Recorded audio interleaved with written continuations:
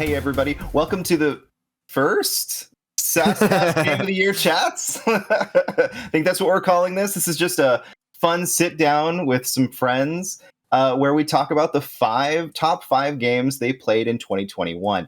Now, a couple rules. They don't have to be games that came out in 2021, just games that they discovered in 2021 and had a lot of fun with. Today, we have a special guest. You've seen him before on Out of Our League twice now. But it's Ryan Colt Levy. How are you today? I am great, y'all. I am here and getting to party with you two, and that is a gift of a weekend. How are you? I'm doing very well. We just got a new puppy in the house. His name is What? Oliver. You didn't tell me that. I mean, know. like we should like spoiler alert. We've been talking for like the last 40 minutes outside of this thing, and we talked about Midnight Mass, but not your puppy. Nope. I kept it a secret just so we could keep it on the show.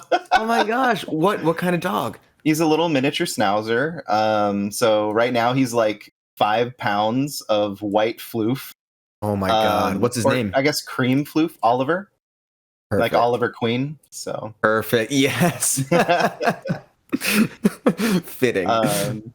So yeah, he's the little archer that stole our hearts. You know.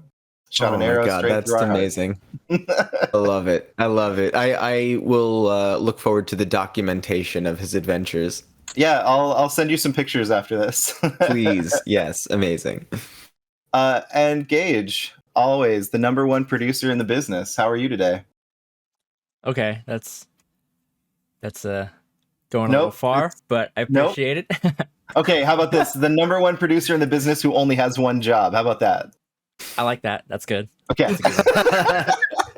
I'm good. I'm doing very well. It's nice to get back on content. We haven't done a show in 3 weeks, 4 weeks, something like that. 2 or 3 weeks. It was Oh, really? Beginning of I guess because the holidays just took the break. Yeah. Yeah.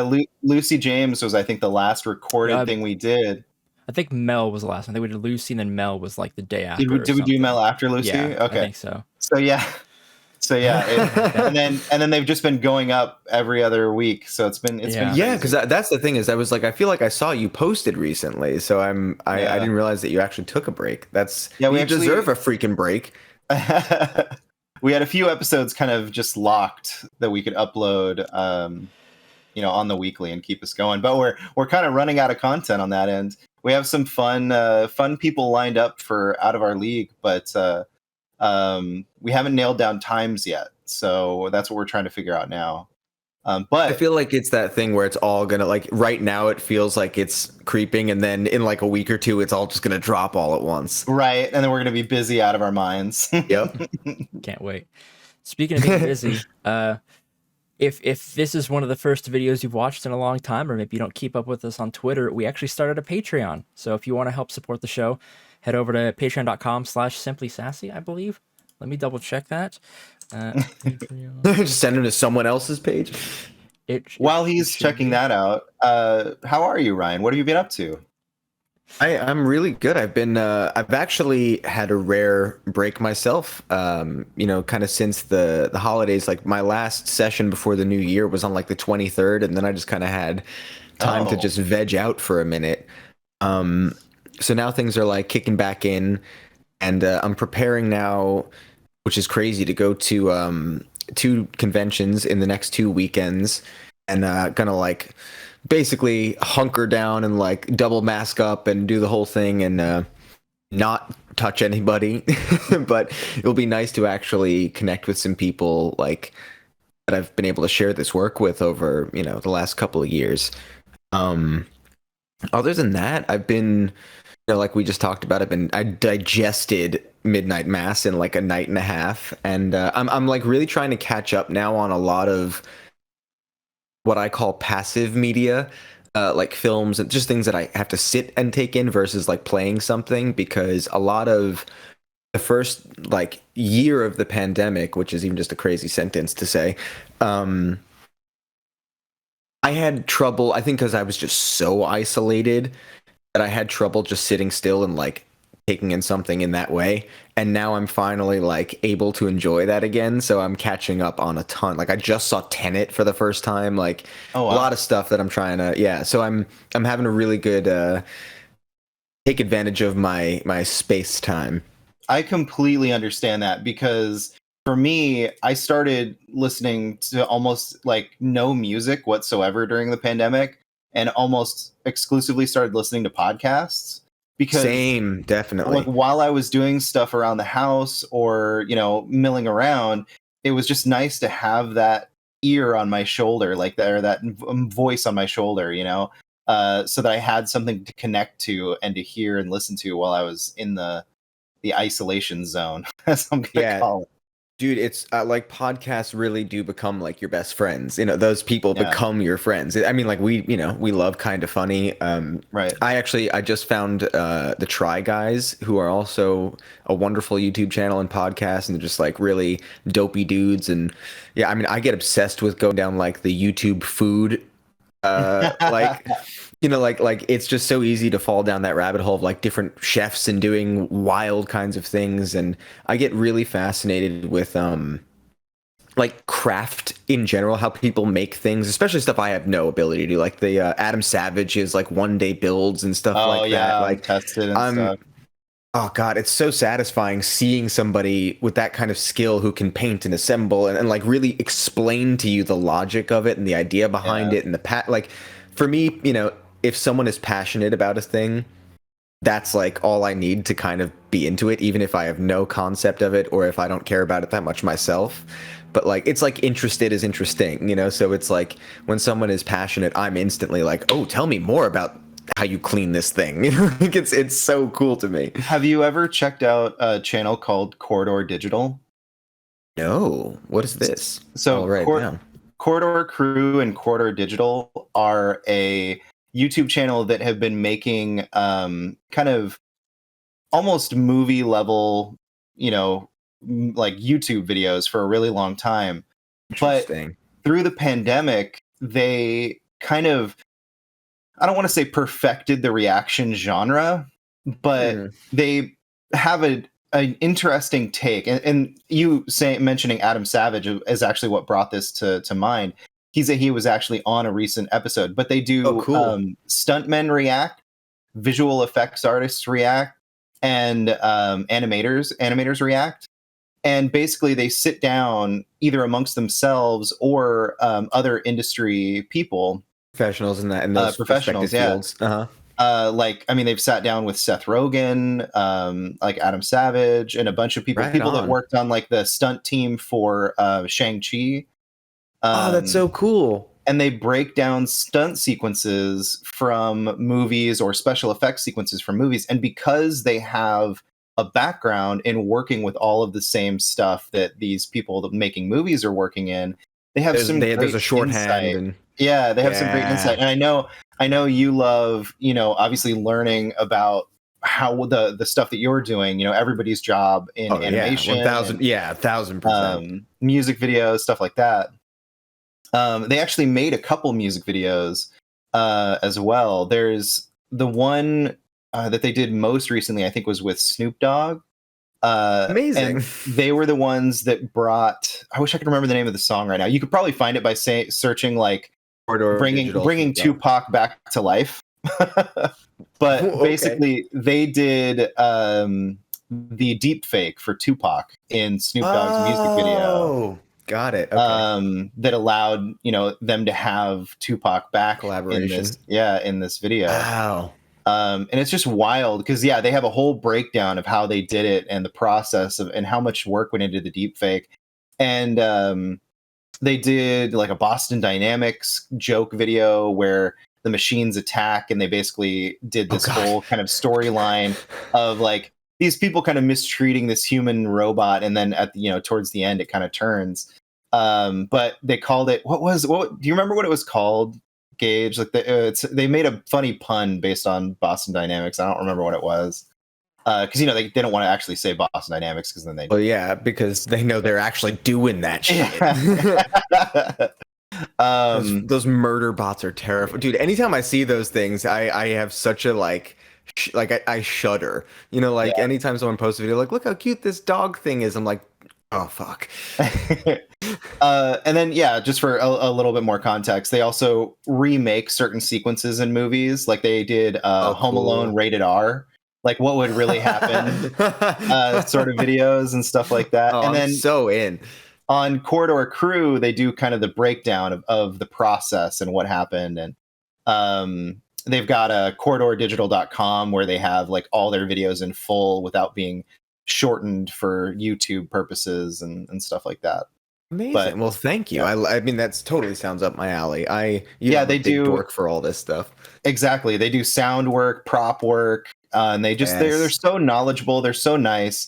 It's just such a great crew. So if you like dumb dudes doing dumb stuff, like Oh, I love that. Well, and I think what I also love about it is it sounds like they're people who are dispelling the mystery of how you make these things. Yeah. And I think so much of that's like the beauty of where we're at with YouTube and social media and all these things is now people who are full on professionals in all these respective fields are in their own way showing people that how to make it a possible career versus I think we grew up in a long like multi-generational gap of like people enjoyed mysticism of like when they attained success or did a thing and like they would withhold how they achieved certain things because they felt like it was like that's their value or something, you know. And I think that's actually the value in, I think, like social media in and of itself, yes. because there's so much information now, and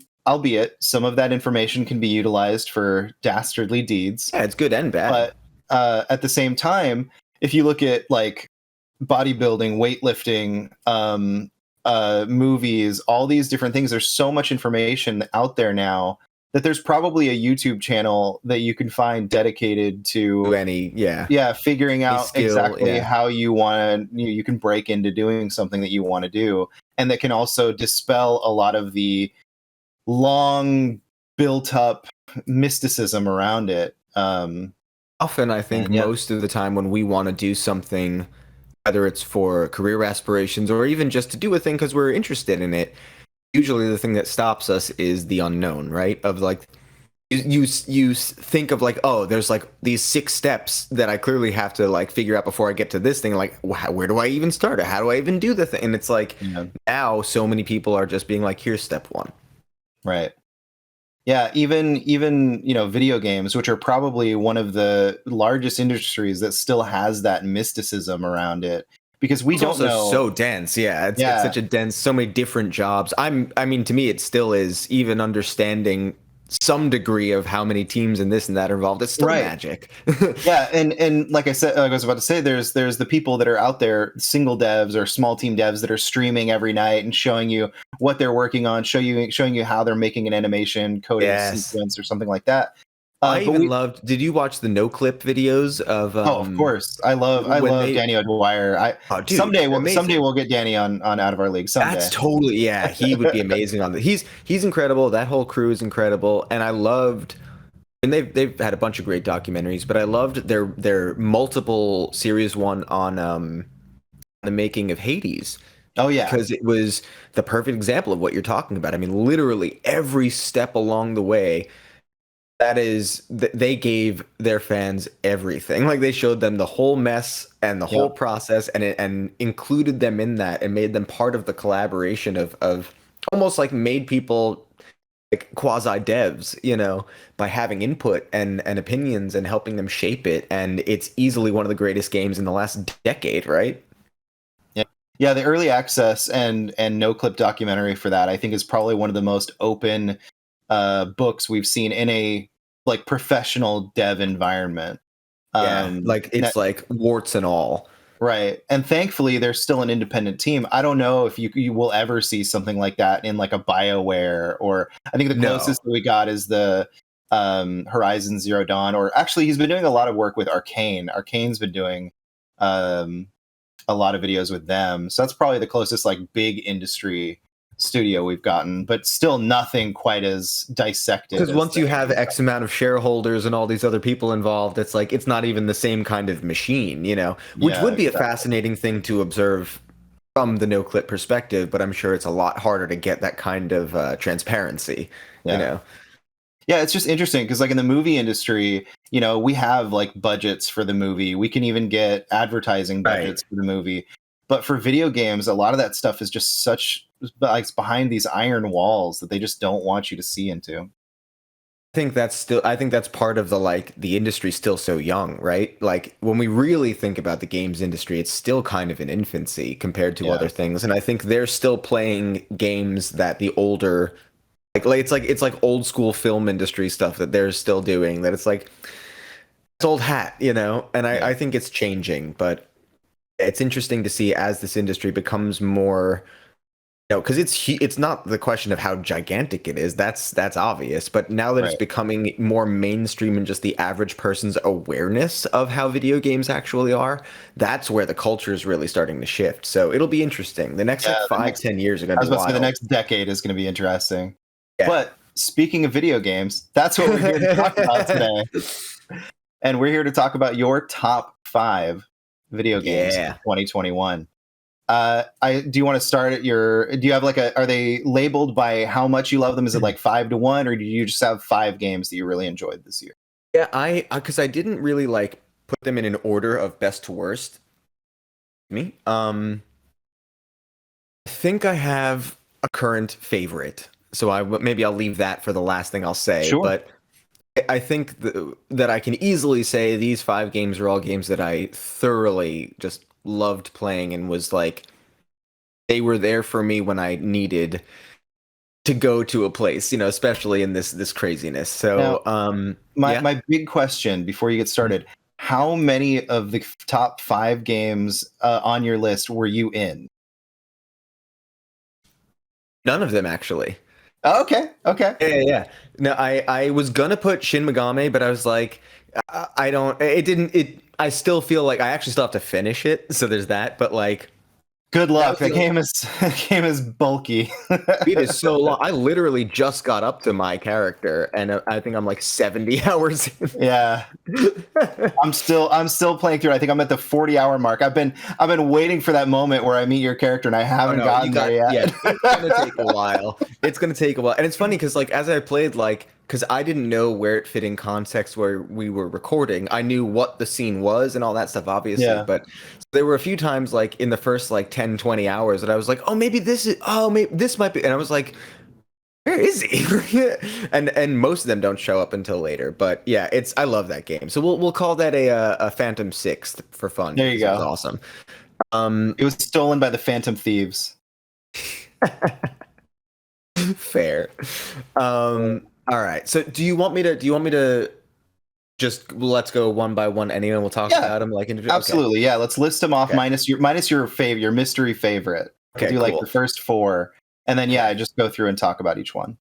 All right. So first one I got to bring up is a game that it's definitely older, and it's something that I had put off for a while and kind of put off all games from this developer, period, because I just didn't know either that it would be for me or it just seemed like it might be. I don't know. I wasn't sure. And then one night, randomly, I was like, I think I'm in the mood to try this. And I downloaded Bloodborne. Oh, And it blew my mind. That's awesome. Now, I'd never played a FromSoft game. This wasn't spurred by the kind of funny playthrough that they decided to do. I think at the time it was around the time when like a bunch of people were playing through them, and I think it was also when the Dark Souls remaster on PS5 came out. I was just seeing a lot of playthroughs of these games, and I was starting to understand the frustration fun balance. Sure. Like I was like, you know what? I love a challenge. I like all these mechanics separately in different kinds of games. Like, what's the worst that could happen? And Bloodborne I think it was on sale at the time too. So I was like, screw it. Out of all the I didn't want to start with Dark Souls. I didn't want to just jump to a random one in Dark Souls. And Bloodborne to me, like the gothic eldritch horror of it kind of spoke to me. So I was like, this vibe is definitely the one to start with. And I was just kind of instantly hooked and terrified and like confused, and it was so dense and so different from anything that I had ever played. You know, it really kind of, and it was so challenging. You know, like Yeah. whether it was the boss fights or just the sheer kind of like digesting the story, you know, it was all so big and vague and weird, and I just Yeah, instantly fell in love.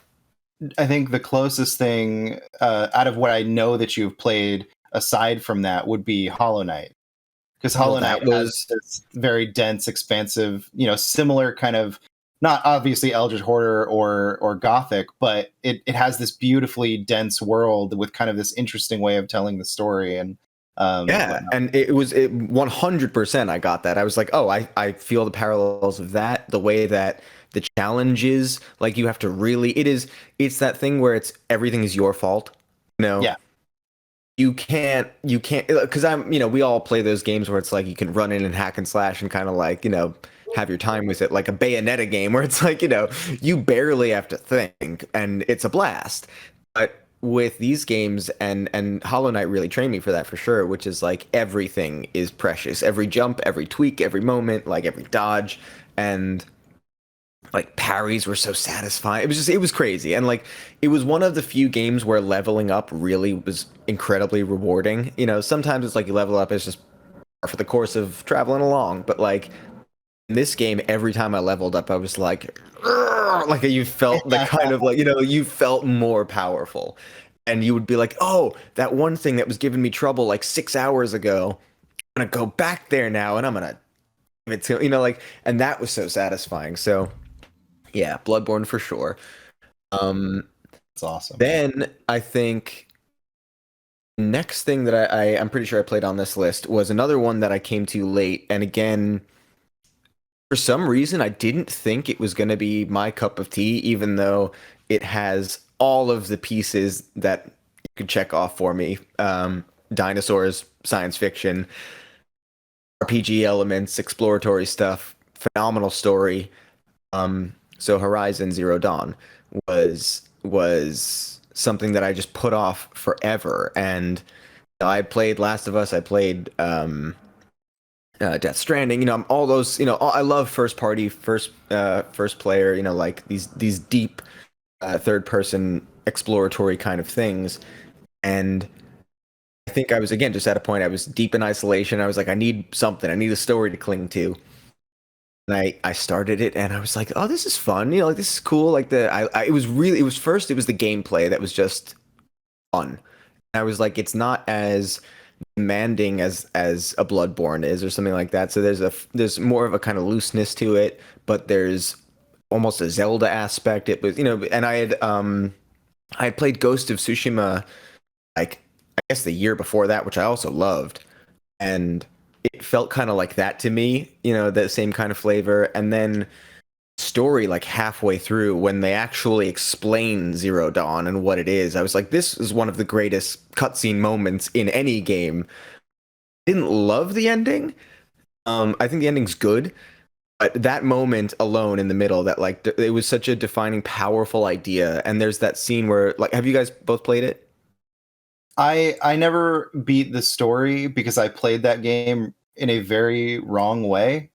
No, Yeah, so I am a big Monster Hunter fan, and so which the I've never idea tried. of fighting giant robots was like giant monster robots was like the coolest thing in the world to me.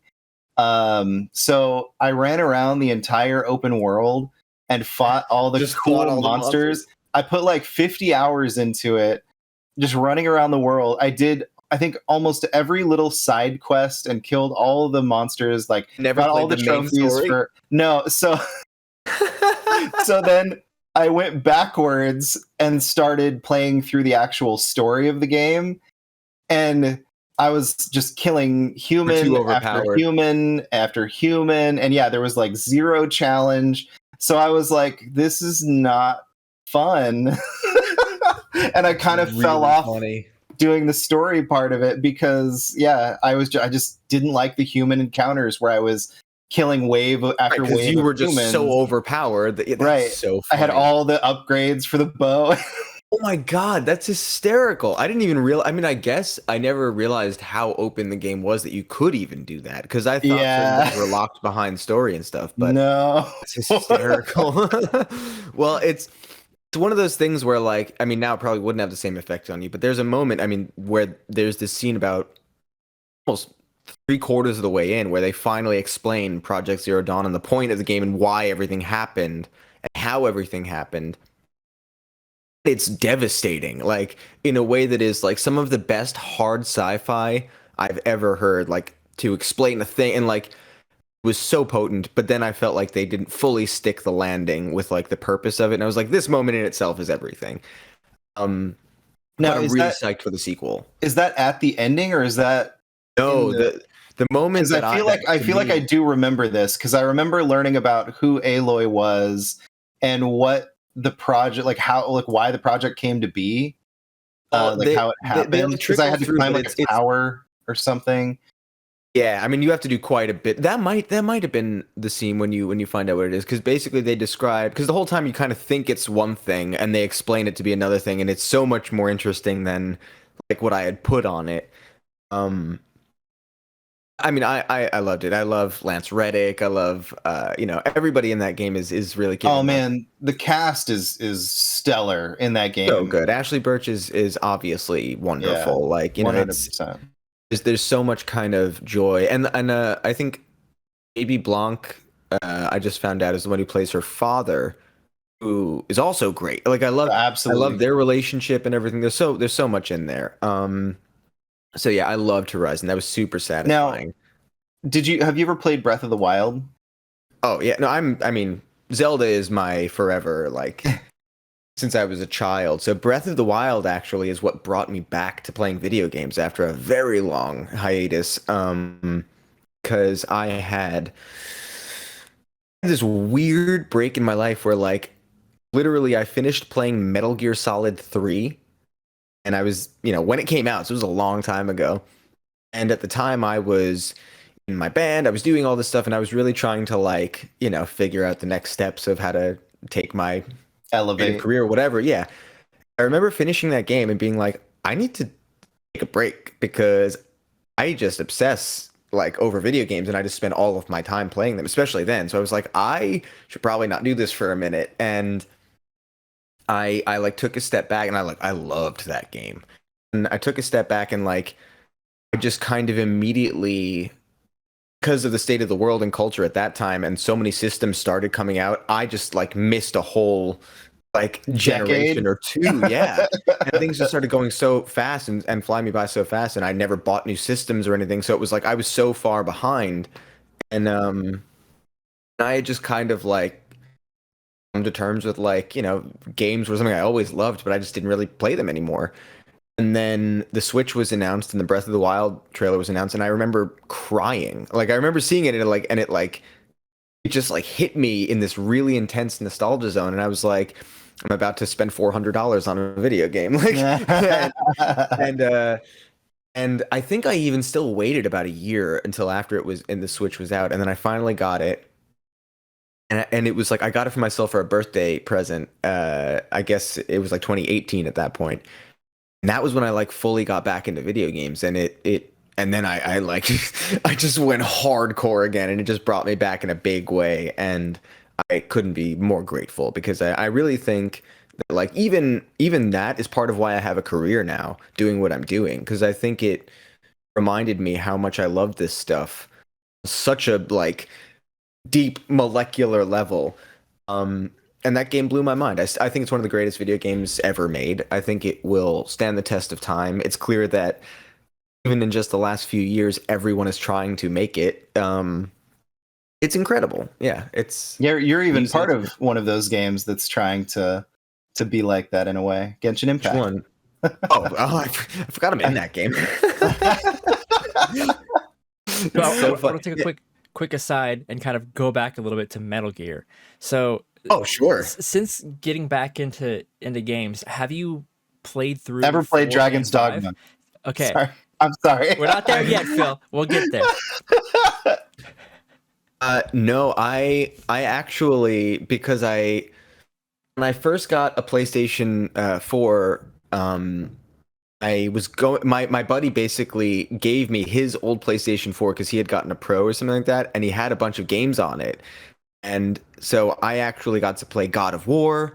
And a few things that I was like immediately like, and I was like, hell yeah! Which, by the way, also obviously incredible game. So good. And Metal Gear Solid 5 was on it, and started to play it, and I played through like probably the first cutscenes worth, like maybe the first few hours, and then my buddy got back home to his place, set up his account, and it like locked me out of the game. Oh. And he didn't know that it was going to do that, so it was like an accidental thing. But basically, so I never ended up playing it. But then I actually watched the Kind of Funny playthroughs of them recently. Okay. So I watched them play through it because I was like, the reality of me actually, one, even getting to obtain 4 was almost going to be impossible. So I was like, I'll just watch them. Yeah. I'm actually a voice in 4, and not in the game 4, but in their stream of 4, the Kind of Funny stream. I was gonna bring that up. No, dude, yeah, that was a lot of fun. By the way, it's great, and I love how much they loved it too. Yeah, yeah. I remember when I first heard you jump in there, I was like, it was really good. Yeah, they Snowbike Mike and I were like, hey, we should do something fun for the notifications for that. And he's like, why don't you do like the Snake voice and give us some fun stuff? And I'm like, do you want anything in particular? He's like, I don't know. So I just like sent him like 16 different versions of like notification lines. And I think throughout the like 4 or 5 playthroughs they ended up using all of them at different points. Yeah, it was a lot of fun. And dude, like, I have to say, because obviously people love doing Snake impressions, and like yours was really spot on. It's fun. David Hayter's obviously been a big part of my life, whether it was through hearing him as Captain America as a child, or I didn't even realize that. Yeah, in the Spider-Man animated film, and I think some of the other stuff around that era, he was Captain America. That's awesome. Or Metal Gear Solid. Or Guyver, because he was Guyver in Guyver 2. Yeah, he's been a big part of my life for a really long time. Like I was one of the only people that knew like he was one of the writers on X-Men, the movie.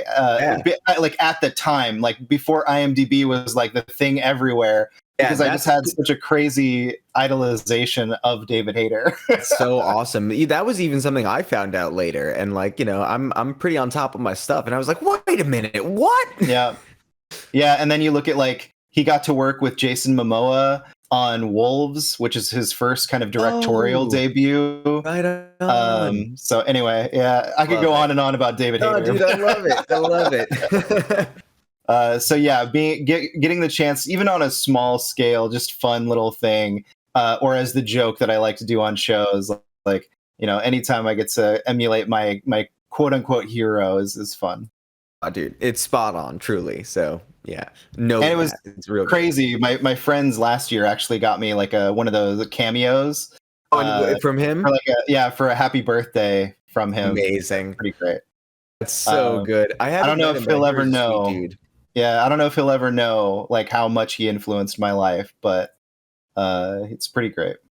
It's pretty wild how much all of these people can affect us. I mean, we think about the people who are making any of these games on any level. I mean, how much has Kojima himself like affected all of us? Oh my gosh. Speaking of which, seeing Rahul Kohli and Kojima's like don't even get me started. Don't even get me started. There's no one I want to bromance with more than Kojima. Right. And anytime I see someone else pop in there, I'm like, oh, you're so lucky. Like, and we know he's going to obviously turn up in something with him soon enough because that's just how it works. And it's like, that's going to be so awesome. It's going to get there. You're going to get that face scan, like voice role eventually where you get to actually act. And he's gonna play that, and I want to do all that PCAP stuff real bad. I've gotten to do little bits of it in the before times, like, but not on anything incredibly serious. But it was such an addictive thing to do because I love doing theater and film and stuff like that, and it's like the perfect medium.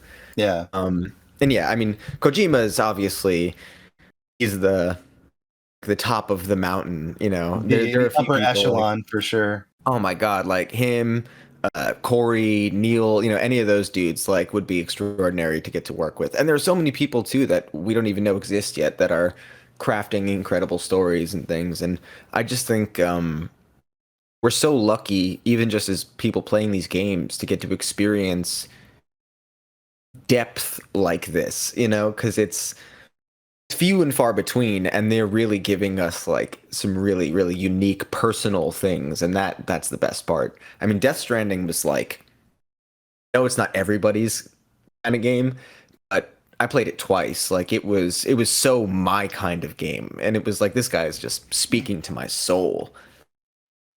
I Yeah, didn't play that last year. Death Stranding was one of those games that the acting and the story, like, it's amazing the performances that Kojima is able to get out of people. I know, considering how weird it is. Yeah, how absurd the stories are. They're so grounded, like you believe it. It's incredible. Yeah, that's what made me fall in love with Metal Gear Solid. Was it just had such a great voice cast, and it was one of the first games I remember having a voice cast, and a voice cast that sounded like they were taking the material seriously. Actually were there. Yeah, it felt so real. Them and the Legacy of Kain series, the Soul Reaver kind of games. Those were the two franchises that really were like mind blowing to me.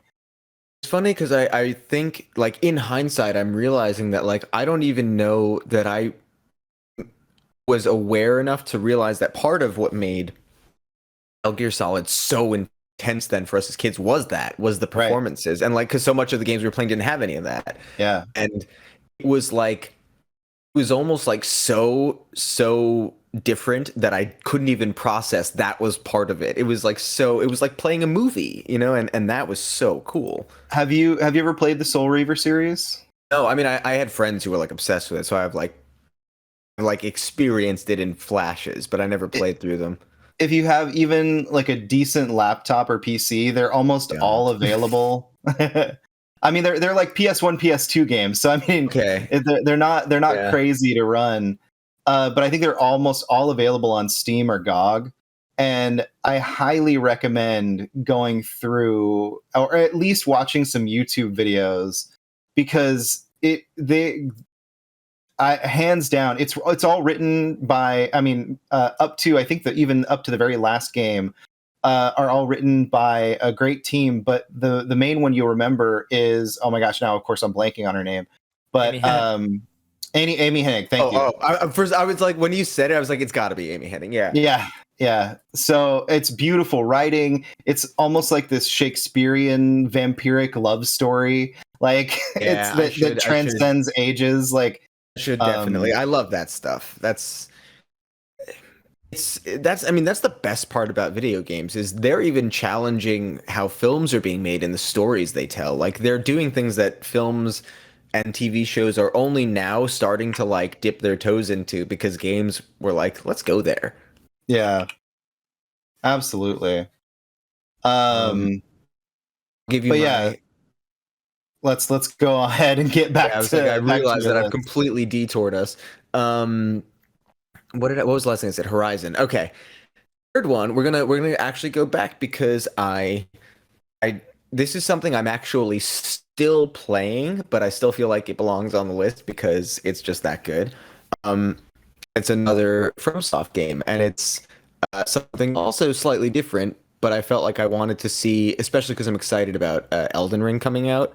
So I was like, what's their most recent venture? So I picked up Sekiro. And it might be the hardest game I've ever played. It was too hard for me. I beat my head against a wall on that game for so long, and I'm trying. Timur Hussein is giving me so much support as far as like you can do it, and so I'm like, I gotta keep going for Tam, and I haven't even beat the first boss yet. And I'm just I'm just beating my head against this because it's so fundamentally different than how you play a Souls game. Yes. I kind of hate the fact that it's associated with the Souls series because it is so much different. It is so different. There are the similarities, obviously, that make you like, but it's the combat itself that is so. It's almost the reverse of what they've trained you through all these other games, where you fundamentally have to use your character differently, and like your strategies have to be so different. And I mean, it is also just the bosses are unruly. Like, it's crazy. They are like the amount of things they telegraph, like the way that you kind of have to play the game is like die a bunch and learn how to win. Yep. Because like I even played it so far. I think I kind of played the beginning out of order because I ended up reaching one of the bosses that's like a later game boss, like in the first few hours, just by like where I went, like, and didn't realize that like I was missing all these other things, and then I kind of went back, and yeah, it's similar to like what you did with Horizon. Like, it's so dense and open that you can like almost play it out of order. Um, but I am probably very long away from beating it because I'm somewhere in the middle. I've beaten a bunch of different bosses, but every so often I get up to one that I'm like, this is try number 16. I'm gonna put the controller down. Yeah, see, I'm on like try 332 on the big ogre that's in the ogre, like open area that you have to kill to get the big door open, and I'm like, I can't do anything until I get this door open. Yeah, that ogre's frustrating. There's some ways to kind of get around him, but he's tricky. Yeah, and I'm just so used to like, dodging the idea or straight blocking. I'm not used to this rhythm of the dance essentially. That I'm same with me. It's rattling, and like you kind of the frustrating fun part of it is that like the second you do beat that ogre, you're gonna get like maybe 30 feet before you have another boss to deal with. Right. It's like so it's like everything is like there's these little breaths of like, oh, I can fight all these little guys and jump around a little bit, but instantly you're up to another mini boss and they are not easy. And it's like, okay, emotionally prep, Yeah. They're like a different strategy altogether. So it's fascinating, but yeah, hard. And I love the world they built. I love how fluid everything is. The animations are insane. Yeah, it's such a great, well-crafted game that I want to see that content. And I want to get there. And I think it's definitely its hardest thing is like even just leveling up to like to get yourself to make any battle easier takes so much time that the game is just constantly asking of you to like really sit with it no matter what. Yeah, and the only way to really become stronger is to kill those bosses or to find those items that give you more versatility. It doesn't have the same kind of growing Bloodborne. You can't just Bloodborne. Yeah, exactly. Yeah. Which is what I use absolutely to my advantage in that game. This is a rock star list. This is like all Game of the Year contenders so far. Dude, I mean, like, I wanted to bring you the good stuff. Great. The next one also will not be a surprise because everyone has been raving about it. And it's very much my kind of game. It came out not too long ago. It actually only just came out on the Switch. It was something that I was like, oh man, is this not going to come out on the Switch? And then it did. Death's Door. Yay! Yo, this game is so great. It is very much, I mean, I think it's kind of like if you love classic Zelda, if you dig Hollow Knight, if you dig Hades, it's got that isometric vibe. It's really satisfying. It's not super long. It's not incredibly difficult, but it's challenging. I think what's interesting about Death's Door is if you look at the lineage of what this game comes from, it comes from Titan Souls, yes, I looked into, after I beat it, I looked into all that stuff. Which is a very unique, mind you, much, much harder and more challenging game in my mind. But it comes from this interesting space of like risk reward where like the bosses don't take a lot of hits, but you also can only get hit like once. And it has a very Link's Awakening kind of like puzzly flavor that I love. But yeah, Death's Door is such an interesting departure from that, and I absolutely agree. I think I even tweeted at you when you said you were interested. Yeah. Twitch, and I was like, dude, you have to play this. You're gonna love this so much. Yeah, I was so excited because like, remember when the first trailer initially dropped and it was like an exclusive for Xbox or something. I was like, no, right. Yeah, I was surprised at how short that exclusivity window was. It was only like 3 months. Which, I mean, I'm grateful for, but I guess I wonder if it was something they shifted because of the state of the world, or if it was something that was already always planned. But yeah, I also love that too. Now that like, 'cause I'm not a elitist of any system having the best games, etc. I just have the systems I have. So like, I'm really happy when any system shares a game, across platforms, because it's just more of us getting to share Well, and these experiences. that's what I'm so excited about for Sony exclusive games coming to PC. Even if they're coming out 2 or 3 years later, that at least gives a whole new group of people who maybe own a PC and an Never Xbox play it, but yeah. don't own a PlayStation. And now they get to experience all these, wonderful experiences that were used to be only on Sony platforms. Yeah, and like these are, I think the best part about playing a game is that, these things afterwards, us sharing, our Yeah, experiences and all that stuff. So we can only do that the more they allow us to. absolutely. So yeah, Death's Door was my jam, and now the big Yeah, winner so I'm far. surprised not your favorite game of the year. So I'm really intrigued to see what this favorite Dragon's is. Dogma. So it really Dragon's Dogma.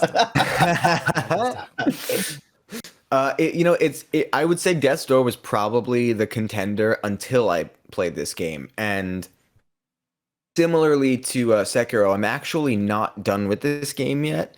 So, maybe by the time it ends, something might be a little different, but I'm so deep into it and I've been playing it now. We call this recency bias. Yes, it's recency bias, but it's also, I think my favorite thing about playing any game, like the thing that makes me fall in love with any game is the unexpected way that it affects me. Yeah. And a lot of the time, like in this case, I bought this game thinking it was one thing, and it like gut punched me by explaining it's a whole other thing. And I mean, that is, now, absolutely one of the best things you can do for sure. one of the best. So like I love when a game feels like in this case, this game feels cutesy and weird and all this stuff. And there are times already where I'm like the depth and darkness and the way I've cried reading some passages and just interactions between characters, and that balance of art style that doesn't necessarily make you think you're going to experience this kind of thing and vice versa. And the fact that I'm like 30 hours into this game and it's still going and there's still more story, and it's just kind of telling me this really abstract emotional journey. It's a game called Eastward, Oh, yes. and it's kind of like under the radar for some reason, and it's not really being talked about as much as I really feel like it should be. It's kind of blown my mind, and it's just on a surface level, the art is incredible. The like care and the detail of the game and the density of what they're doing with the style itself is really, really incredible. The music's great, but the story itself is this really unique kind of unusual mix of cheeky and heavy emotion, and the characters are diverse, and it just feels very like relevant and out of time at the same time. And like the only way I can explain it as like a very vague selling point, which still doesn't sell the game fully, is it's like if Earthbound and The Last of Us were a game together.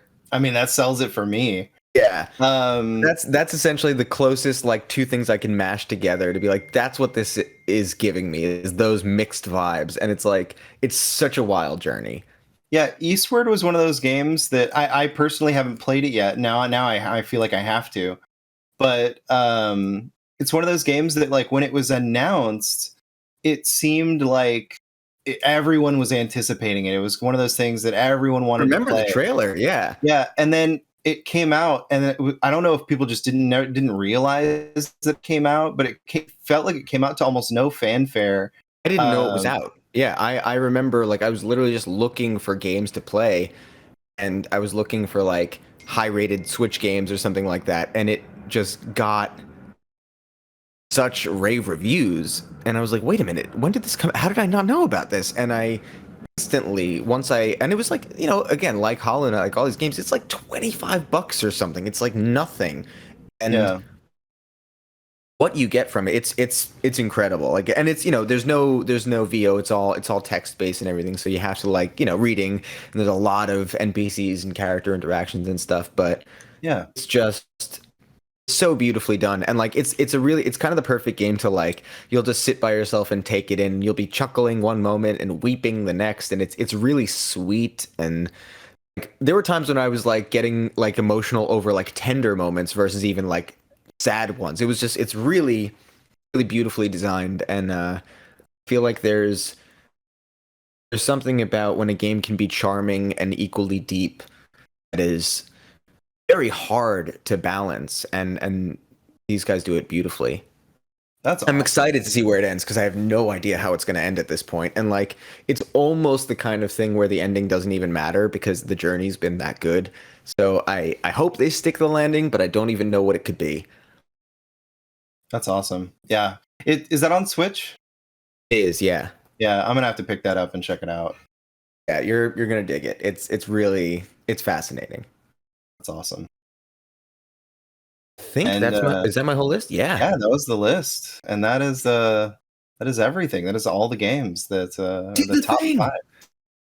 And two It's of kind them of a I think weird came top out this 5. year, right? Eastward came out this year, or last year, I should say. I think so. Well, I'm somewhat relevant, you know. I just wanted to make the dumb joke because you said you were saying that your list, yeah, September 16th, 2021. Yeah. I still can't believe we're in 2022. It's bonkers. I know. Yeah. What games do we have coming out this year that we know are coming out? I mean, Ring, for sure. The list coming up is insane. There's like, just in a week or two, something drops. That's Doesn't Horizon come out crazy. soon? Horizon comes out this year. God of War is supposed to come out this year. Oh, but we don't know. Like, God of War is a theoretical. Like, yeah. Horizon, did they have a date for yet? Yes. Yeah, that has a date. Like, okay. Horizon, I feel like so. For some reason, I don't think God of War is dropping this year. Okay, so we have Windjammers 2, Pokemon Legends Arceus. Oh, right, yeah. And then we have Dying Light 2, Stay Human. This is all within January and February. Dying Light 2, I'll believe it when it's on my fucking PlayStation. Okay? Sure. That game has been delayed so many times. Agreed. I'm excited for it, but like Ollie World, Sifu, Crossfire X. Oh, wow. A bunch of games that I'm sure a bunch of people are excited about, and they're going to hate me for not saying, but I'm not going to read them. No, this is just February. Oh, we're just here. Yeah, King of Fighters 15, Total War Warhammer 3, Horizon Forbidden West, Destiny 2, Horizon. The Witch Queen. Wow. And then some more stuff that I'm sure people are excited for. Elden Ring, and then March. Yeah. That's literally next month March. Alone. Yeah, that's crazy. Yeah, I mean, honestly, for me, even just having Elden Ring and the second Horizon game, like, those are two huge experiences that I can happily like have me sit through the most of the year. A game you should keep your eye on is Tunic. Right now it's an Xbox exclusive. It's a Zelda-like with a little cute fox and a kind of a voxel art style. Yes, yeah. Is that supposed to come to Switch? We don't know. Right now it's just Xbox Series XS, Xbox One, and PC. All right, we'll see. We'll see. That weird Dark Souls, Final Fantasy, Stranger of Paradise, Final Fantasy Origin is supposed to come out in March. Tiny Tina's Wonderlands. Oh, the one where they're going after chaos? Yeah, they're going after chaos. And then in April it gets short because now we're starting to get into theoretical territory. But 13 Sentinels: Aegis Rim, which was a game that came out exclusively. Oh, I played 13 Sentinels. That's another game actually that I haven't finished, but I should put on the list anyway. It's phenomenal. I have been waiting. The Switch version comes out in April. I forgot because I never expected it to come to Switch, so I had gotten it on the PlayStation a while back, and you're gonna love it. It's if you like a deep RPG, like It's great. It's hard sci-fi. Like story is super fun. Everybody, the performances are great. It's yeah, you're gonna dig it. I'm excited for it. We'll talk about because I'm also have to finish that, so we'll Nice. save Yeah. that. Okay. Sounds good. Stalker 2: Heart of Chernobyl, which I know a lot of people are excited about. I'm a Oh my huge gosh. fan of the Stalker games. So, and then May Forspoken. Oh yeah, which looks Sons of the great. Forest, which is the sequel to The Forest. That's the other thing I have to work on is getting a PS5. Maybe Right. by the time Forspoken comes out, I'll find one. But There you go. the nice thing is I feel like both Elden Ring and Horizon are coming out on PS4 still, right? Yes. Horizon, and what was the other one you said? Elden Ring, I think, is still coming Yeah, out on I think so. I have a list. Hang on. I have the entire list. Nice. PlayStation 5, Xbox Series XS, PlayStation 4, Xbox One, and PC. So yes. Yeah. Oh, see, that's great. So I don't have to spring to grab anything new or try and can you even find one yet? Are they still like really hard to get? Yeah, they're getting They're more still and more very hard common, to but find. you just have to be like on top of it. on Make sure it, that yeah. you're Yeah. getting them. Way too lazy for that right now. And then the last confirmed games we have Oh, yeah. are Saints Row, I can't wait. Starfield, and then this is just a bunch of questionable releases from here on out. Right, then it's all the God of Wars and all that like stuff. A Plague Tale Requiem doesn't have a release date yet, but is supposedly coming out this year. Advance Wars 1 and 2 Reboot Camp, I think, is actually coming out pretty soon. I think that does have a release date. Not to mention there's so many things that we don't even know are gonna like be like surprise, like drop in all this. Oh my gosh. My big watches right now are Sifu and Nobody Saves the World.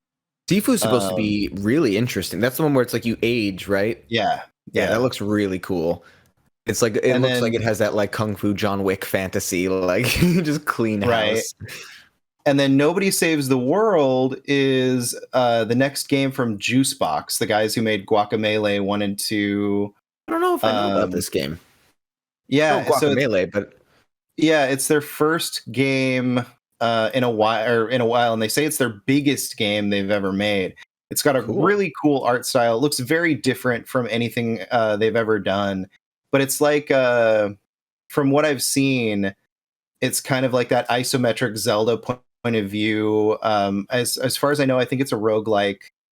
But it looks really cool. It looks really neat. My kind of jam. Yeah, Nobody Saves the World. Check it out. There's so much good stuff, man. Indie devs are just changing the world. It's so cool how, like, you know, as much as I love these gigantically budgeted games, like some of my favorite experiences, case in point, have been these smaller indie titles, and it's like where we're at with storytelling in video games is just so special. Yeah. I can't believe we also don't know what Kojima's doing right now. Like, right. I'm hoping this is the year he starts his mystery campaign, you know, like ready for that. One of my favorite things about Death Stranding was the lead up to it. It was such a fun tease for like a whole year of just weirdness, and like, give me that. Give me the weirdness. Yeah, absolutely. All right, so I mentioned the Legacy of Kain series before, and so I looked up a bunch of quotes from this game. I haven't played this game in a long time, so I might butcher this a little bit, but this is one of the quotes in the game. Given the choice whether to rule a corrupt and failing empire or to challenge the fates for another throw, a better throw, against one's destiny, what was a king to do? But does one even truly have a choice? One can only match move by move the machinations of fate, and thus defy the tyrannous stars. Ooh. Why the hell aren't you in a video game yet? God damn. That's one of the lines that Kain delivers in that game. So some damn good writing. Right? Like, these games are fantastic. Did you see that clip going around recently of Tim Curry as Captain Hook, the old Peter Pan cartoon? No. Dude, there was this clip going around on Twitter the other day, and like, you remember that cartoon? Yeah, you know, yeah. Peter Pan and the Lost Boys or whatever. And I had, we were so young, like, you don't remember the context of a lot of this stuff, but it was a scene where he was like, he was like strapped against a tree. Captain Hook was, and like Robin had this like crazy setup where he had these like arrows tied to a string, and he was chopping them one by one, so like an arrow would like fly into the tree and like almost hit Captain Hook, but it was more like to scare him. And it was this idea of like once he gets like one of the arrows is actually going to hit him, and every time he chopped one and it would like go like by his head or something, he was just giving this soliloquy about like how he's not afraid of death and he would embrace it in his arms, like, because I have lived and you are a boy. And it's like, what? This writing is insane. It's so good. It's like, you know, it was like a Saturday morning cartoon for us, and it's like no wonder this stuff penetrated, you know, like without us even realizing. Like I'm gonna have to go back and watch this. This sounds so awesome. Good. Did you know that Tim Curry was almost the Joker? Like, I was gonna say that's actually why he wasn't. Yeah, as I was looking at the timetable and I was like, whoa, this is right in that same timetable. What happened is, I don't know if you know the exact like thing, but apparently the story is that they had him play the Joker. They recorded, I think, the whole first episode. And then the producers were like, we've already got him doing a similar enough character on a show that we are producing on the same day. So they're like, this is just kind of like, it's not going to work. It's going to diminish returns on both of them. So that's why they made the choice to bring in a different performance. And Mark Hamill, which I'm sure you also probably heard, is he said the reason he booked it was specifically, they said, because of the laugh. Yes, like, I remember was the thing that like, you know, sold them on it. And he was saying how when he went in and did the audition, like they got back to him like, you know, weeks or months later, and he like forgot what they did. So like, thankfully, you know, they always obviously record these things and save it, but it was like they had to literally like be like, no, this is what it was. He was like, oh right, okay. That's awesome. Yeah, I mean, could you imagine how different the world would be if we got Tim Curry as the Joker? It would have been awesome, but it wouldn't have been like Mark has such a sharpness that Tim wouldn't have brought to it. You know, Tim would have made it that rounder, more like, you know, like that amorphous, playful nature that he brings to everything, which I love, but it would have made him far less menacing, I think. Yeah. It would have been very interesting to see for sure. Yeah. I love that show. Either way, what an extraordinary. I'm gonna have to check this out. I honestly don't know if I've ever seen this before. Peter Pan show? Oh, dude, it was great. Peter Pan and the Pirates. I'm gonna have to check it out. Pirates, that's what it was. Yeah, it's great. I mean, and it was like, what was that? 92? 90 to 91.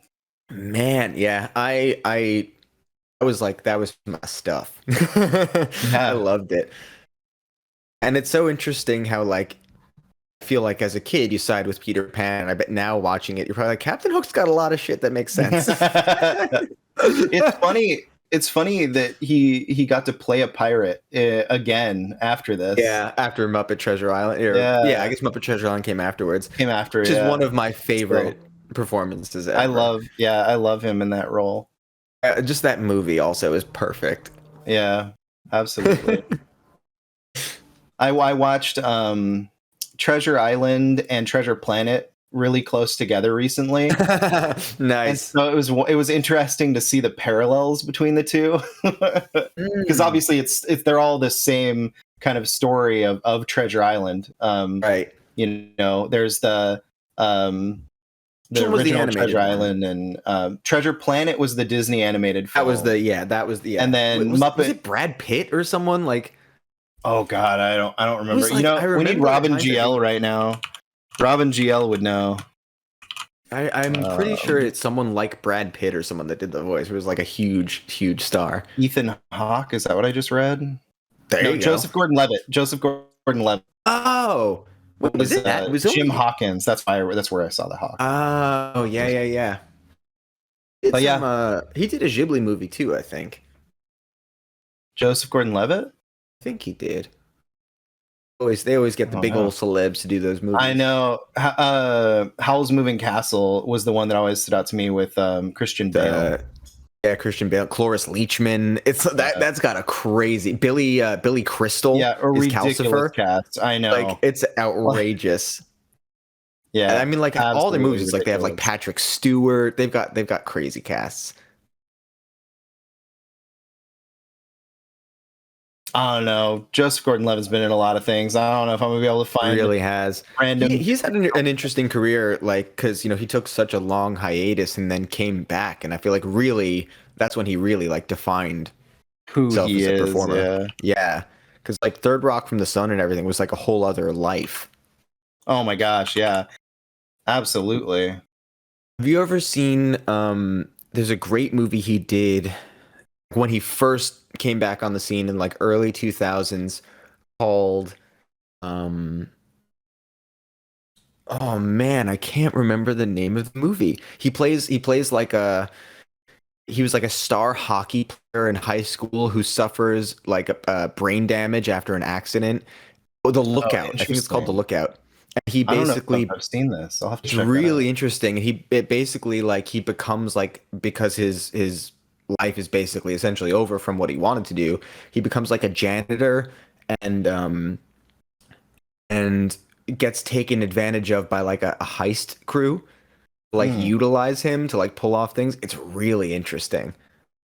Dude, what a good pull. The Wind Rises. That's What it the Joseph was. Gordon-Levitt Yeah. film. Yeah. That's a great Ghibli one film. too. I didn't realize he was in that. Yeah, dude, all of their films have crazy casts. Crazy It's just voice like talent. I should you have just don't realized. think about it. Yeah, it's so wild. Yeah, weirdly enough, Howl's Moving Castle is one of my favorite Christian Bale performances. It's so Um, good. I mean, and that's the thing is like, the cool thing about the Ghibli movies and getting all those actors is like they're all great examples of people who really get voiceover. Like Yeah. sometimes you'll have great actors on screen that don't fully understand how to translate into VO, and all of them do it so beautifully. Yeah, absolutely. Okay. So if you had to choose, just to kind of close out the show and bring Sure. it back Hit to me. our actual topic. Listen, what tangent. What do you think is your most anticipated game of next year? Is it Elden Ring, or do you think there's something else? Like there's Suicide Squad, there's Gotham Knights. There's so many cool games coming out. I mean, I obviously think- there will probably be like a surprise game, kind of like Death's Door, that'll pop up, and none of us will expect it. Yeah, I mean, I'm looking most forward, I think, to being surprised. But currently, as far as games that like we know are coming out, I think Elden Ring is my most excited because it is more than anything else. Like as we've discussed, I've so come to love anything that From Software makes, and knowing that this is their most relevant peak level. Like there's no way that they haven't learned from every other game before this. So I feel mean, like you can it's gonna see have the DNA of Dark Souls 3, Sekiro, everything they've come before it in this game for sure. Exactly. So I'm hoping it's going to be the best of all of those things and just throw me in this crazy world. And the George R.R. Martin part of it is something that like I've just completely forgot about until recently. I'm like, oh right, that's cool. So it's going to be fascinating. Yeah, it's definitely going to be interesting to see where it lies in the pantheon of the Souls universe. It's interesting to see the fan reactions to it, the kind of mixed feelings, because for a while now we've gotten we got Bloodborne, then we got Dark Souls 3, which was kind of like a return to form, but Bloodborne was so much different. And then we went from Dark Souls 3 into Sekiro, and now this is like the big thing off the heels of that. And so I think people were expecting something different than kind of how much this feels like another Dark Souls. And I think in the end, it's going to feel very different. I just think they're just kind of gluing in on the idea of the reused animations and kind of the familiarity in how it looks and feels. Even though I feel like the world looks so much different when you see it in motion, you see like snow falling or like just these different weather effects that are happening within the game. Yeah, it looks so different. Or is it rain? It might have been rain that I saw in the video that I was watching. But regardless, yeah, like when you see that stuff happen in real time, and it's stuff that you've never seen in a Souls game before, and then the open world nature of it is going to be wild. Like I'm Super gonna have a exciting. very Horizon Zero Dawn problem. I was just gonna say, absolutely. Where I'm just gonna run around the open world or Breath of the Wild, even I guess same thing in Breath of the Wild, where I just like was like, oh, that looks interesting over there. Let's go see what's over there. And I'm just gonna get capped on by these enemies that are way stronger than I am. Well, I have a feeling that something that they're going to really focus on this game is that like balance, that give and take, because it's something that they're always changing and tightening up in different ways. And the way that it can be a little too frustrating in Sekiro, I wonder if they're going to be aware of that and have different, mechanisms. I don't they even have like different modes you can play the game, I think that'll be very interesting to see. I don't think Sekiro just has the mode you play or harder. Right. I don't think it has it easier. Yeah, you have New Game Plus, which obviously makes it harder, and then that's pretty much it. Yeah. Yeah, it's interesting because the Souls games as a whole, Bloodborne, Dark Souls 3, whatever, they all have the multiplayer aspect where if you're having trouble with a boss, you can have someone jump in with you and they can help you beat the boss, or there's always like an item that you can find. And don't get me wrong, Sekiro has some of that stuff too, like the fire. It does, but it still does not make it easier. Yeah, it doesn't make it like an easy win. You don't climb up to the top of a tower and jump onto a dragon's head and take its health down to 1/4. But you can. That's the thing, is you can do that stuff in the game. That's the trick, is there are still ways to sneak attack a lot of the bosses and take that first dot off immediately. Dip, or the dot or whatever. But interesting. It only makes it that much. It's still like that's the thing. There's so much to it in the sneak aspect that works to your advantage, but it's really like it becomes its own puzzle of like you have to find how and where you can get that advantage based on wherever the creature is or whatever. But it is definitely like that risk reward is huge, and it's kind of like the idea, like the way that game works is, I think it's intentionally built to punish, like I think it's forcing you to find those shortcuts intentionally. Because a lot of the times, like even when there's one boss that I don't know if he's technically considered a mini boss or not, but he's super tough. And it's like he's the main big guy, and then he's surrounded by like a couple of smaller guys that you can like, pretty much pick off. And there's a section where you can, before you enter to fight him, there's like a dude standing off to the side who actually assists you if you like interact with him. But even if you don't use him in the right way or at the right timing, like he'll just show up and just get bodied, and then you're just left by yourself anyway. So it's like, it's so smartly designed that even with assistance, you have to be aware.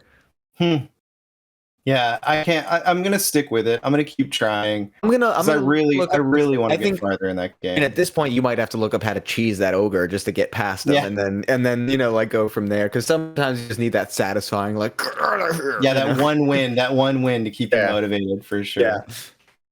Absolutely. I think you're gonna dig it, like ultimately, and that's from someone who's still frustrated by it.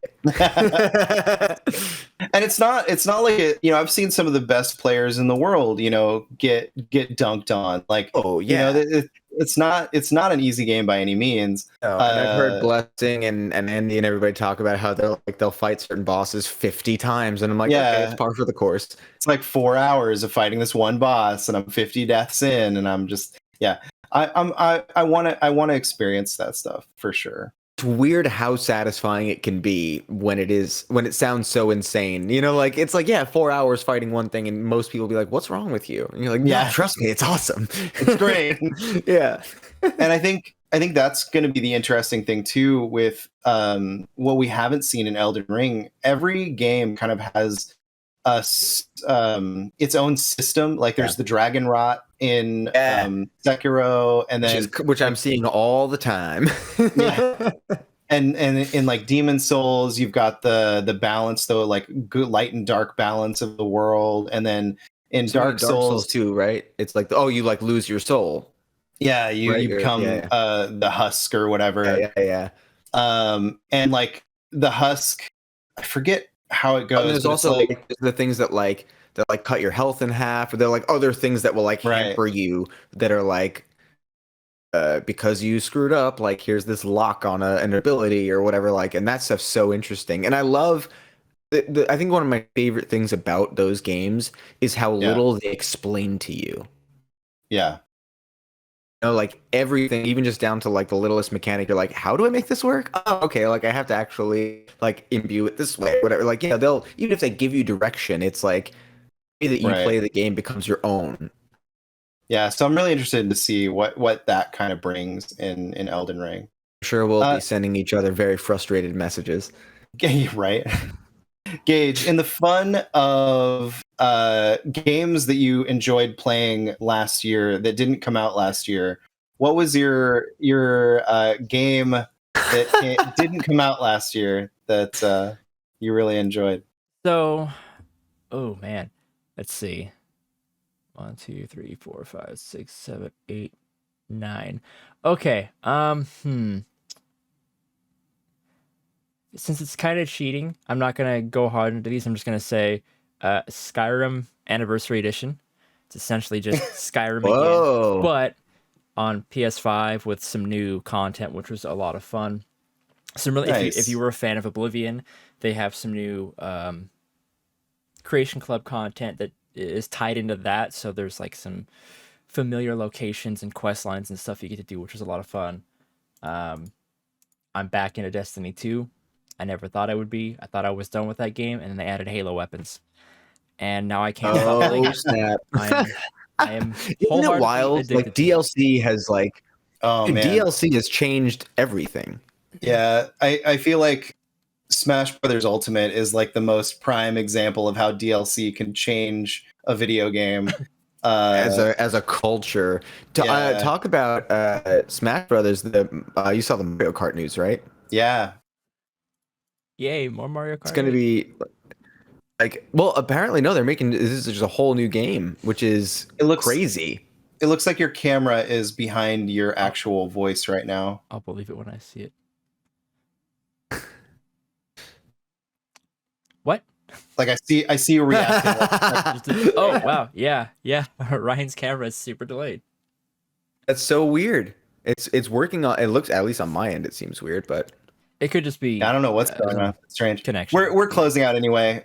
Here, I wanted to just say the game that I really enjoyed that didn't come out this past year was Blasphemous, which I don't know about this.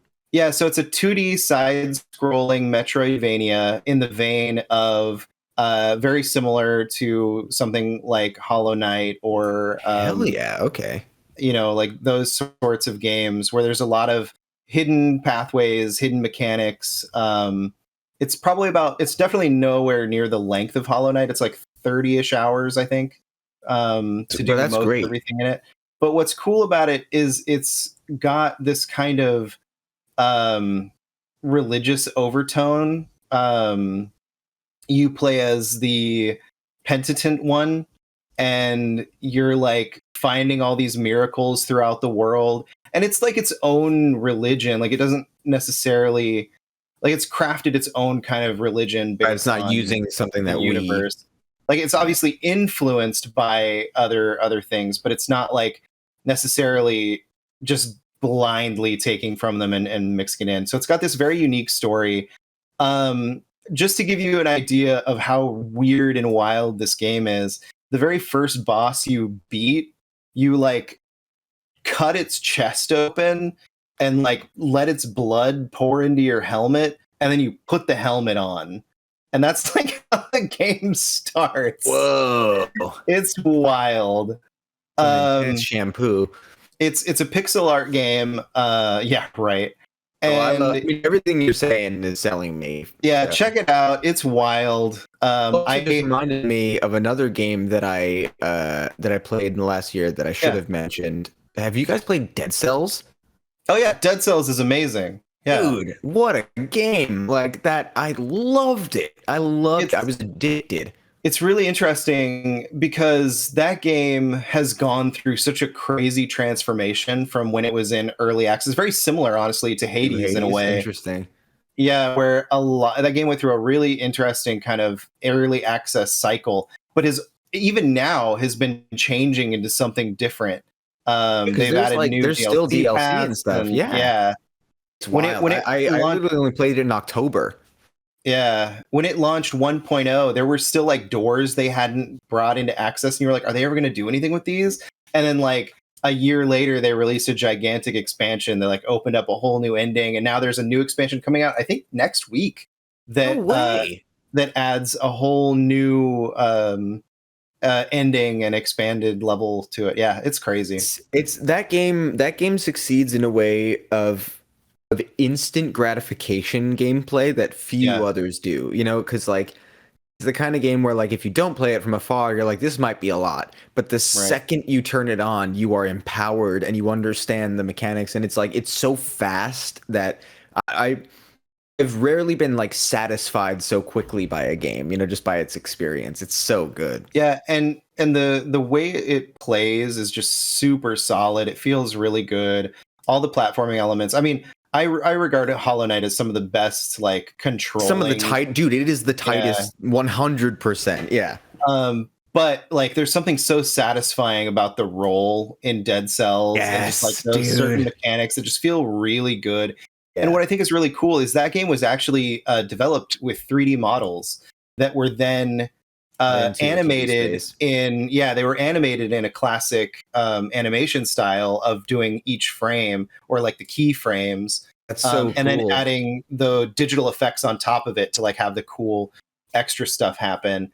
And then it was really like it's so much personality in the animation, so that makes sense. Yeah. And then so what they did from there is they completed their animation and then they would render it at a lower resolution. So it looked like that kind of pixel art style. That's so crazy. So it's really so much more high def than all of that, and they intentionally. Oh man, I bet you there's a version of that game where it have to run on PC. It looks way different, but also looks kind of ugly because I imagine that they don't fully do everything in extremely high detail. Right. It's just because they know they're going to be. Yeah, it's more about the shape and the silhouette. Right. Because they know they're going to be shrinking it down. I'd love to see what those models may have looked like before they rendered them down at the lower resolution. I don't know if there's any back to what we were talking about before of like even just the process of making these things and like why you choose to do a thing to execute another thing. And I mean, that game is absolutely a triumph in its design and execution. Well, like that's actually why they did it, is because they only had like 1 or 2 animators and modelers, so they could get much more done by doing it in 3D than doing each one by pixel art.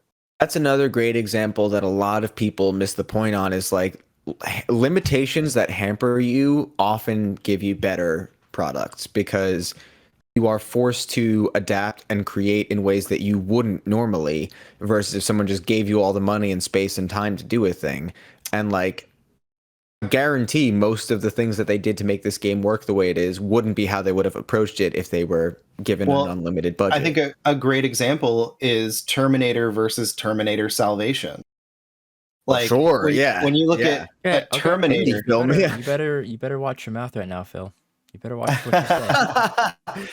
So when you look at Terminator, the original Terminator, and you look at the budget for that film, and then you look at an indie film, right? And then you look at the budget for Terminator Salvation, and you look at what both of these movies did. That's not to say that there isn't some really cool spectacle in Salvation.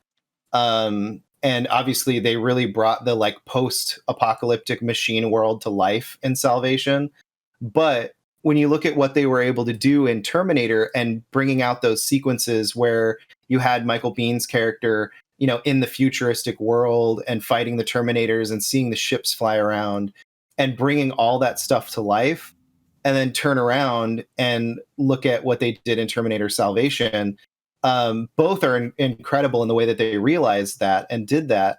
But when you look at the budget for Salvation versus the budget of what they had for Terminator, it really shows that sometimes like budget isn't everything. And there are definitely ways to make things look good without just throwing money at it.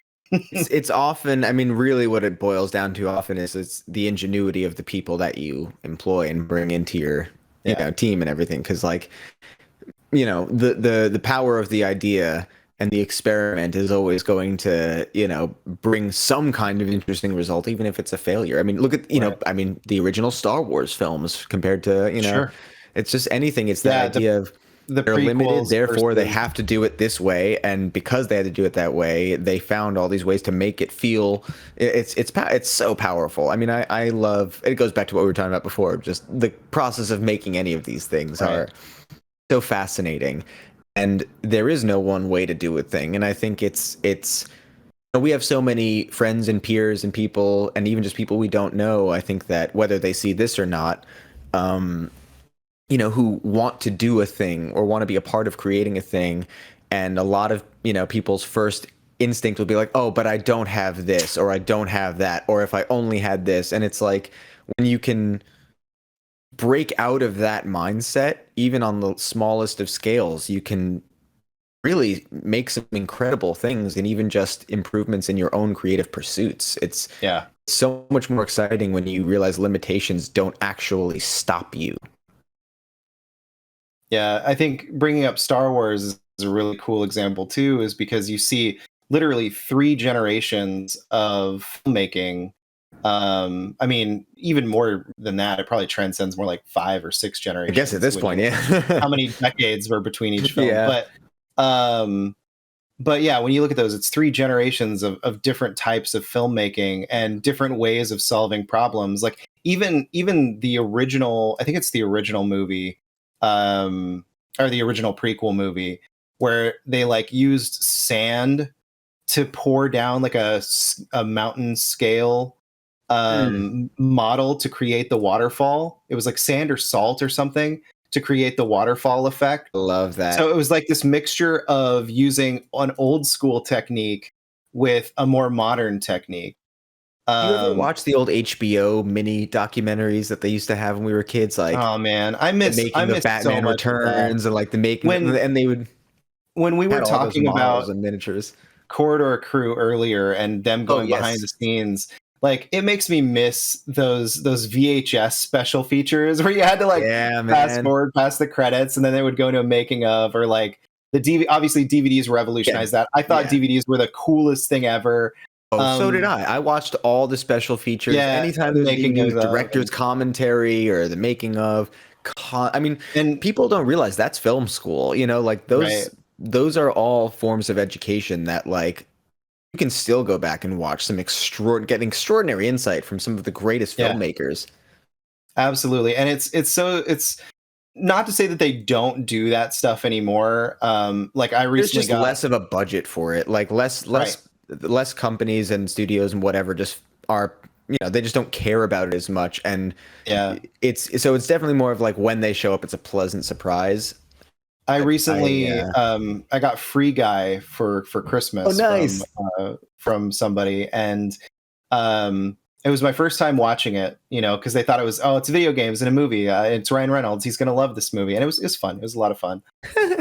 But I was super surprised how in-depth the special features were on that movie. Have you seen Free Guy? No, I mean, I know what it is, but So there's a character in that where they basically make a bigger, better version of Ryan Reynolds' character called I think I've seen it's in the trailer, Guy or something like that, or Free Dude. I don't remember. But anyway, it's this guy who in real life is like 6'4", 320 pounds of solid wall muscle man meat, and just they went through the entire process of how they turned him into Ryan Reynolds. And so it's like the Steve Rogers thing. Yeah. And it was like they talked about the process in how like Ryan Reynolds had to go into the recording booth, and they did like a bunch of his like recorded face from all these different angles. He actually performed, instead of doing it like they did in going back to Terminator Salvation. In that movie, I just love seeing Gage's reaction every time I mention that movie. But in that movie, they took a CG render of Arnold's face and put it on the actor.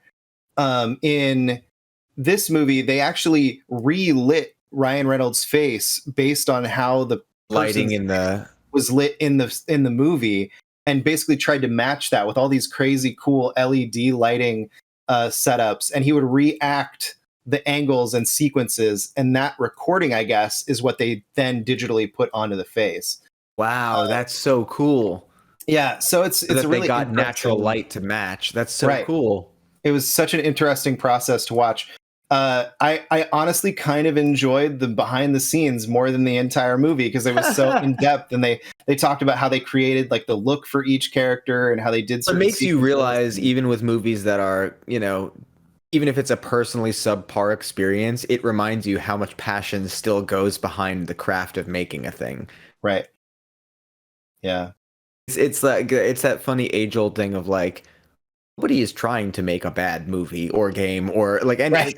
no one's intentionally trying to make something bad. 100%. You know, it is so hard to make anything good, let alone finish it. So like, it's one of those like, yes, we're still allowed to be subjective and have opinions, but it's a good reminder with stuff like that to be like, oh my God, there's still so much effort and craft and thought and care, and, you know. I think a great example of that is Raising Kratos. Oh my, it's the greatest documentary ever, dude. Right. But I've seen that like 5 or 6 times. I've sent it to family members. I've sent it to people that like, I've probably shared that more than any other like piece of media. Yeah. But yeah, like getting to that moment where review scores are popping and he just starts crying, the best. Shows you how much of himself and how much like of his life he put into that game. And he's even thinking he created the best thing in the world, he didn't know how people were going to react to it. And it's so beautiful. When those reviews started pouring in and they were positive, it just, you know, he broke down and just like a relief almost. Yeah, it's like it's so wild to think of, like, you know, and that documentary so beautifully shows and so tragically shows how much of everyone's life it costs to make a thing like that, you know. It's powerful. That's the thing that people need to remember, especially in the video game industry, is that there's a reason they call it, you know, man hours, like 730,000 man hours or people hours went into making this thing. Because there were that many people working for that many hours to make this thing a possibility. And yeah, it's gargantuan, and that's why I'm always flabbergasted when people complain about delays or this or that, or like I remember when we had done when Final Fantasy Remake hadn't come out yet, and it was like almost coming out, and it was like delayed for like another month or something. Like people were like getting so stinky about it, and it's like, one, it's a couple of weeks, and two, like people have no idea at what stage something is behind the scenes and why something is delayed. And it's like, you know, it's so interesting when you see what needs to get added or fixed or this or that, and it's like there is intention as to why. They're not just being like, let's just make them wait, you know. It's like, it's so interesting that people still get fed up over having to wait for a thing that other people are spending so much of their energy making sure works. Yeah, and I can't even imagine what it's like to have, literally, as we were saying, you know, 700,000 human hours of a project, and then someone goes and beats it in 15. That's like, the other thing too, and it's just cool. When's the next one? What's the next experience? It's insane. It's insane, and it's like, you know, and then there's the other angle of like, I can't even imagine how hard it must have been for the developers who went through all of that time and energy making Cyberpunk, and then for the way that turned out, and like, you know, as equal as like Corey's happy cry, I couldn't imagine like how all the real tears. Oh, dude, like, not it's real, just so not deserved for what they tried, you know, because they were forced to rush this game out instead of being able to wait, and it's like, and then that goes back to the weird machine that is game development. That's larger, and that's even larger than game development. You know, that's the machine of commerce in any industry and all that, and that's 100%. An unfortunate thing we have to balance. But absolutely, we're just so lucky, like, friends, to be alive in this time with games and stories and things like this. And it's incredible. It's wild. Being able to live as many lives as we get to within these crazy, amazing experiences is pretty amazing. Share them with each other on hangouts like this. It's a gift, man. I'm going to say it right now. There's a reason this is called Game of the Year Chats, everybody. This isn't your normal Game of the Year podcast. Game of the Year tangents. Yeah. But speaking of that, I think that's a great way to close out. I love that. Yeah. So thank you, friends. everybody. It is always so for good to be with you. tuning in. Yeah. Oh my God, it's always so much fun. 100%. Is there anything you want to promote or put out there? I'll promote you guys more, damn it. I got a bunch of cool things I'm very excited about, but I have no idea when they are coming out. So I got to keep my mouth shut for a minute. No worries. But no worries at all. yeah, I mean, keep them peepers out, because You've got your. Have you been doing any of your chats? You've been doing the like coffee chats. I have not. Unfortunately, I have been on like a long hiatus from them because I've been swamped. But I was actually thinking about it yesterday, how I should do one soon. So maybe I'll do an impromptu one this week. Yeah, it's always fun getting to watch the people interact with you, and everyone's so kind, man. It's such a trip, like, that people want to spend any of their time, and it's more that I love that they end up spending time with each other. I kind of feel like it's more like I just kind of open up like a bring room. everyone together. Yeah, and then everyone just gets to hang out, and it's like that's the best part of it. So yeah, Absolutely. I should get back on that. Well, if you're just meeting Ryan for the very first time, please check him out on Twitter and in all of the wonderful things that he does. Rhodey, Soul from My Hero Academia, World Heroes? World Heroes Mission, yeah. Mission. I was like, wait, there's a third word in there that I'm forgetting right now. Yeah, there's Heroes Rising. Yeah. I finally finished season 5 and got through the second movie. So now I'm just waiting. Yeah. I'm just waiting for the new movie to come to digital in February, or Blu-ray in February. Supposedly February from the rumors. I'm hoping, because I want to watch that as soon as possible, because I'm so ready. I just, with COVID and everything, I couldn't justify going to the theaters. Completely understandable. I loved the 5th season, by the way. It's so oh my gosh, so good. I always love how the movies are like kind of slightly ahead of where they're at in the show. Yeah. Because watching the second movie, it was really hard to place where in the timeline that happened. And then when I was watching the special features, which I'm hoping you're part of the special features on that Blu-ray. But so listening to the special features on that, they were talking about how, it was so weird to be ahead of where they were in the show, doing that they were doing. Yeah. Thankfully, the movies are kind of like their own contained thing, but yeah, they kind of live in their own space. But I mean, in general, it's one of those shows that I think really will stand the test of time. I think it's so special. The characters are so special. The stories are so unique. It's really something that, like, it deserves to be as big as it is. Yeah. And I still can't believe that I got to be a part of it at all. Like, it's bonkers, dude. It's so bonkers. Dude, I can't wait for you to see it. It's been so cool to watch Young nerd out over being in JoJo's Bizarre Adventure. He's my buddy, man. I love that guy. He's actually coming with me to the convention next weekend. I'm bringing him with me. Yeah. Oh, that's awesome. Yeah, he I've been watching his YouTube channel for a really long time. Obviously, he's a big Kojima Metal Gear Solid fan. Oh yeah, we geek out over it all the time. Yeah. So I've been watching his YouTube channel for a while, and like watching him get to talk about it for the first time once the show popped was a really cool thing. Like, because I remember back when he first started his journey, obviously not knowing that the whole pandemic was going to happen, and he moving away from his family and his life, to move to LA and try and that was actually how we met. We met when he first moved here, and like, because he lives real close by, so we became buddies like randomly, really quickly, and because he ended up working on Demon School on one of the first shows that I was doing. Yeah, so we just kind of became buddies. And I remember, like, literally over a year ago, it's funny, we go on like coffee walks and things like that, and when he first started pursuing it again hardcore, I was like, this is what's gonna happen to you. I was like, you're gonna end up like in this amount of time with a great agent, you're gonna I was like, trust me, dude, like I see it all, and it's literally just been like everything has been happening exactly as I knew it would, because he is so damn talented and so deserving and so kind.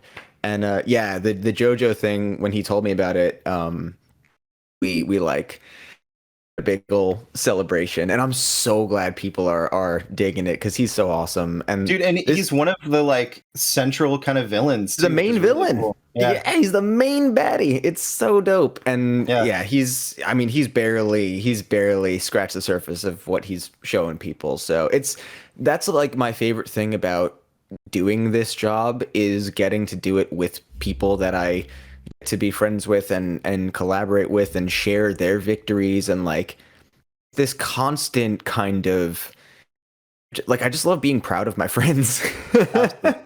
It's so good. You had him on your chat, by the way? No, we haven't got him yet. I emailed him. Dude, I'll talk to him. I'll talk to him about it twice now, but it's so hard, especially because he doesn't know me personally. Well, I do, so I will change that because he would totally love hanging with you guys. It's just that classic thing of someone just has to know a person. So I got you. All right. Well, thanks again so much for coming on the show with us today. If you enjoyed what you watched today, please hit that like button, that notification bell, subscribe. Hope you listen to it and rate us 5 stars on that podcast service that you love listening to. If not, that's okay too.